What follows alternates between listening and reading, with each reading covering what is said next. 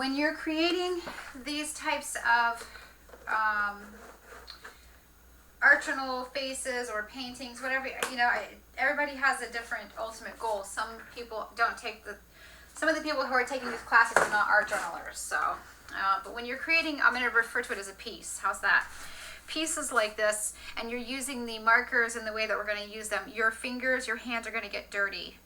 You can put some protective coating on, but because of the process, you need to wipe your hands off a lot, so you end up wiping it back off anyway. So I just kind of go with it, and I just know that, you know, my hands might be stained for, you know, a couple of hours. It generally will come off pretty quickly. So you're definitely going to get your fingers dirty. And we're not going to try to aim for finished pieces per se. That's not the goal of the class. The goal of the class is to learn how to do this technique. And I cannot emphasize enough, the very first one you do, it may be difficult. The second one may be difficult. Don't stop trying. Don't have this, like, you know, unrealistic expectation that you're going to do it one time and it's going to work perfectly for you and you're going to be amazingly happy and there won't be any struggle, because that's not what art's about. Art's about the process. It's about the journey through it of self-discovery. It's about the same thing as it was when you were a little kid and you learned how to ride a bicycle or skate on a pair of skates. It's that working towards that goal, and then at some point, you know, achieving that goal and having built up so much self-esteem and self-confidence because you went through that process, because you suffered a little bit to learn and to practice and to get good at it. The ultimate reward is, you know, finishing the process. So that said, I will, you know, do 2 fully complete faces for you, but I've been doing this style for at least a year, if not 2. So I've had a lot of practice.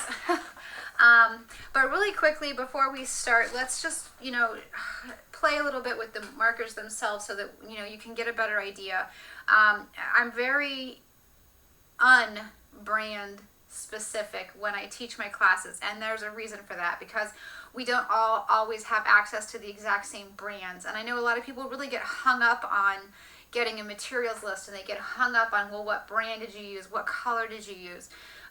We can't all replicate those exact items, and if you replicated every item I had in my studio and every item, say, 2 of your other teachers had in their studios, you'd have a really big studio full of a whole lot of stuff.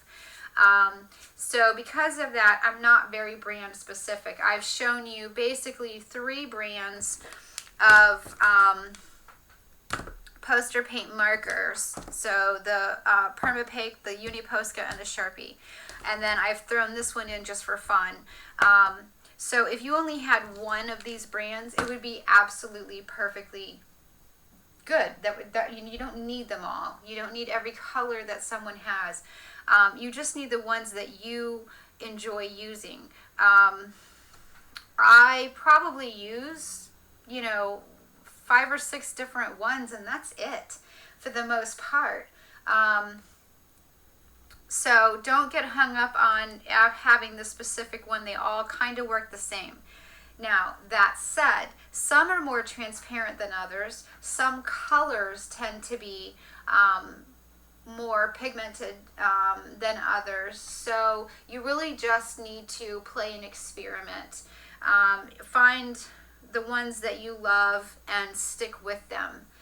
The ones that you really enjoy using. Also, too, the ones that you can use or enjoy using in other ways. In other words, you know, don't try to purchase things and you know, things that you will use. I'm stumbling. What am I trying to say to you here? If you only use blue for faces and that's it, and you never use it in your journal and you don't like that color, don't buy it. You see what I mean?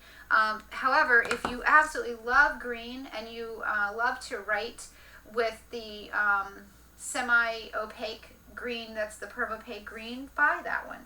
You know, In other words, try to find and purchase the tools that you get multifunctions with.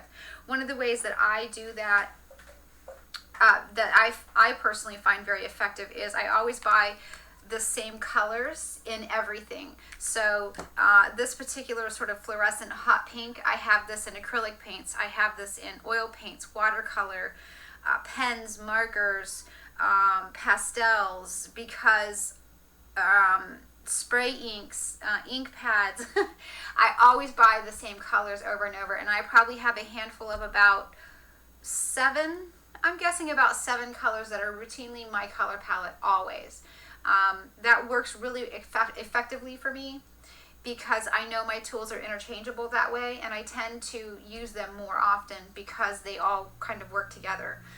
So I'm not saying that you need to limit yourself to a color palette. I'm just saying that if you love something, like I love this pink, if you really, really love it and it makes you feel good when you see it or when you use it or when you look back on your work later because this color is there, that's a key.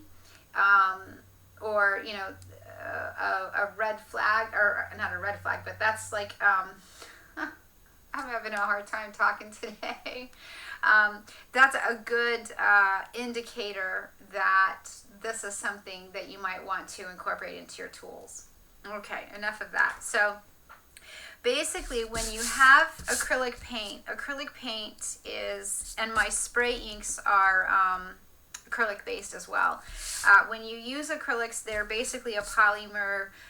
They're kind of like a plastic, so things slide over them. And that's the exact reason why I covered this with the matte medium, because it's still a polymer. It's still a plastic surface. So you basically can, you can put marker down, like I can write hello, and it's there. Let me bring this down a little bit. I don't want this to dry. So I've written the word hello, but I can now kind of smear it out. If I had done that right away,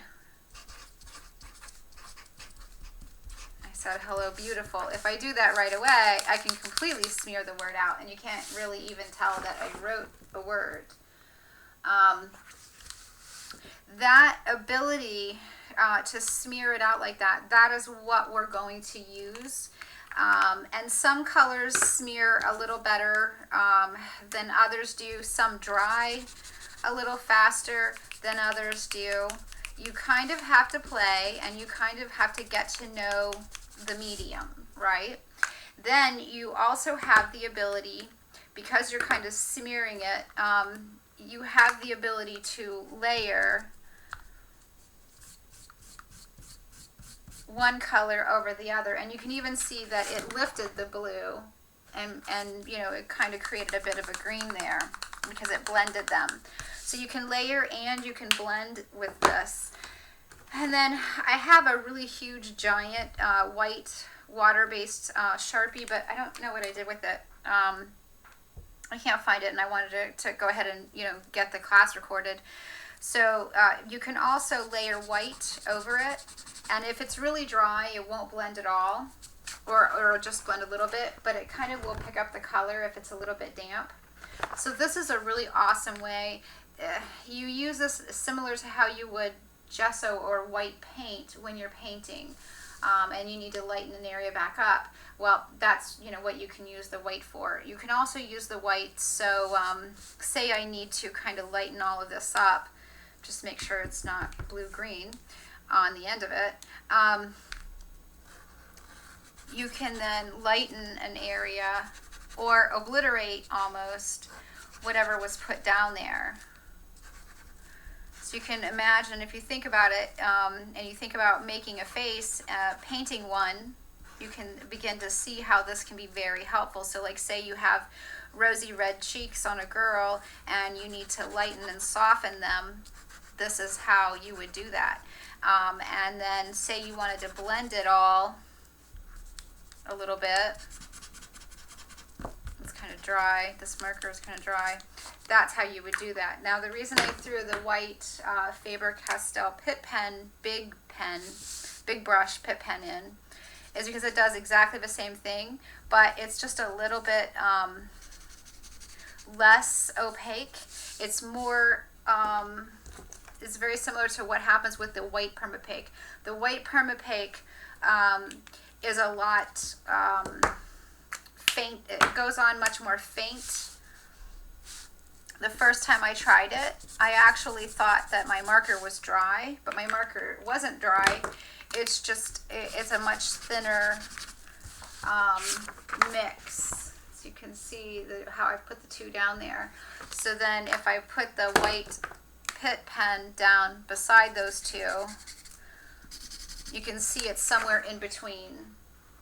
So here is where I put the permapaque, this is the Sharpie, and this is the Pt. And that can be nice because if you let it dry, you can, you know, put another layer over it and get a little bit more opacity. So there's a reason for why I've purchased the ones that I did, and you know why I'm going to demonstrate them. And then as well is, you know, that we're going to use our fingers to blend. And when I said your fingers are going to get dirty, this is what I mean. Now this will wipe off. So like if I try to use that finger and I try to blend this white that I've put down with that finger, it will tint it. You can probably see there's a little bit of blue on there. So that's why I said you're going to use your baby wipe quite often to clean your fingers off. So I'll clean them off really quick. And now the blue is gone. I mean, there might be a tiny bit of staining, but for the most part it's gone. So now my fingers are clean again and I can, you know, continue to blend. So you do have to stop occasionally when you run out of fingertips and wipe them off. So I just keep a baby wipe handy for that. All right, I think that's everything that we need to know for the actual process. Now I'm going to take this baby wipe and just clean up a little bit of this color and kind of smear it around and sort of soften it. I'm basically just kind of wiping it away just because I want to put a face down and I kind of want to have a fresh area to do that in. Now, again, typically I would be doing this directly in my art journal, which means I would probably have used either a marker, an ink pen, or a pencil in this case, and I would have drawn a face out. And you know, it's all fun and wonderful for me to show you and give you these templates because, you know, some of you either you don't draw, you don't want to draw in order to take the class, or you want to be using the exact same face that I am so that you can shade in the exact same way so that you know you're learning the technique. So there's a variety of reasons why, you know, I provide the template. But obviously I can draw, and that's typically how I would be working is, you know, actually in my journal with a drawing that was fresh in either pencil or some type of ink. Now, something else I want to quickly touch on is that, you know, there are a lot of ways to draw, okay? I think people come into faces when they first see them, and I'm not sure who, you know, it depends on who the person, who the artist is, what that artist's style is. And they see one particular style of drawing and they think that's the only kind of drawing that there is. And that's just completely not the case. There are so many different ways to draw.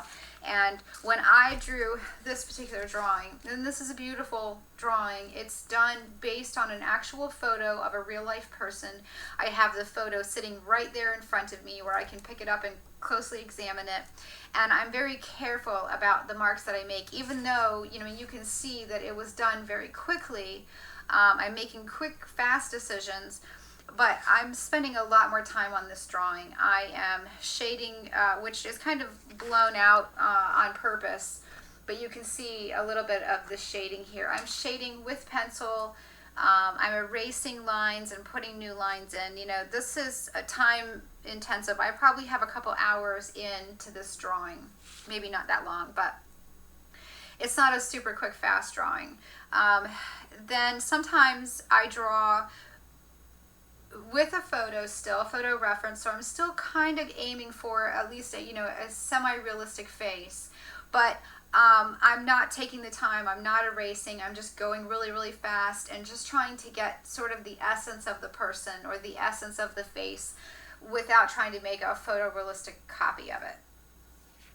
And then there are my favorite drawings, which when I first started drawing I could not do, and this sounds silly but it's true, I could not do this, which is drawing without any photo reference at all. Just allowing my fingers to make the marks, and a face to develop that I feel as if I'm meeting someone, you know, for the very first time when I do that, because I don't have anything in the conscious level that I'm drawing from. Often I will do so, and later people will come back and say, oh, that looks like an actress, etc., etc. That I believe, this isn't something I know for sure, but I believe that that's because on a subconscious level, I've seen a photo of that person recently, or I've watched a movie that they were in, and it often happens with actors and actresses, and I think that's why. I think it comes from a subconscious level. But actively, I'm not thinking of anyone. I'm just drawing for the sake of it. I'm just making a face for the love of making a face. And, you know, even when you're doing that and drawing without any type of a photo reference, you can do it very slowly and carefully. You can do it very quickly with really loose lines. And you can be very minimal in your drawing, or you can get really detailed. So if your drawings at the whatever level that you're at, and we are all, you know, on the same journey, and we are all at different levels. Comparison is the devil. Don't compare yourself to me, to the person, you know, who is your friend on Facebook who also does faces. Don't compare yourself to anyone else. It's fine when you want to look at where you're at, as compared to your contemporaries, to look at, you know, them, or when you're just looking to enjoy art or to purchase art, that's fine. But when it comes to comparing your drawing skills to someone else's drawing skills, the devil's in there. It can erode your self-confidence and keep you from moving forward. If you really truly want to compare, go back to say that you've been drawing, give yourself, I don't know, 6 months to, you know, learn the art of drawing. Then go back and compare to what you were able to do before you really did any practicing. So, you know, compare 6 months to the first week. That's comparison, because then you can truly see your own journey, you can see your own progress, and that can be very gratifying. It can also show you where you want to go forward. And eventually, you know, I think most of us do find 1 or 2 drawing styles that we really enjoy. And then the journey gets easier because we kind of eliminate the ones we don't like. For instance, contour drawing is not a type of drawing that I enjoy personally doing. And now I'm not talking about enjoying looking at or purchasing. I'm just talking about what I enjoy creating. And contour drawing isn't something that I enjoy creating, so I don't have to go down that path any further than I did to, you know, the few, I don't know, weeks, I guess, that I tried it, that I finally decided, you know, I'm really not enjoying the process. And it really is about you and how you feel. It really comes down to what you love and how you feel about what you're creating. So give it a chance and try everything, but don't beat yourself up if you're not someone who ever wants to draw realistically. And maybe you want to draw realistically, but you don't want to put in the time and the effort to get to that. It's okay. There are a lot of things, you know, a lot of people have said to me, you should make jewelry, or, you know, that would be a beautiful piece of jewelry, because I draw jewelry a lot. And I say, oh, you should make that. I've tried making jewelry, and as much as I like to play with beads and wire, and I think it's beautiful, it's not for me. It's very difficult for me to get all those little rolly pieces to, you know, in one place, to not drop them. I find myself reasonably quickly in getting frustrated and not having fun anymore. And I would rather buy jewelry from someone who I can tell loves to make it, than to try to push myself to make it when I don't enjoy it. So anyway, sorry for that lecture. In the next video when I come back, we will I think I'm just gonna speed through. Well, no, I think I'll talk through drawing a face, but I'm gonna shorten this, get this video out of the way and start a new one and get this cat out of my lap. So I'll be back. Stop, Peachy.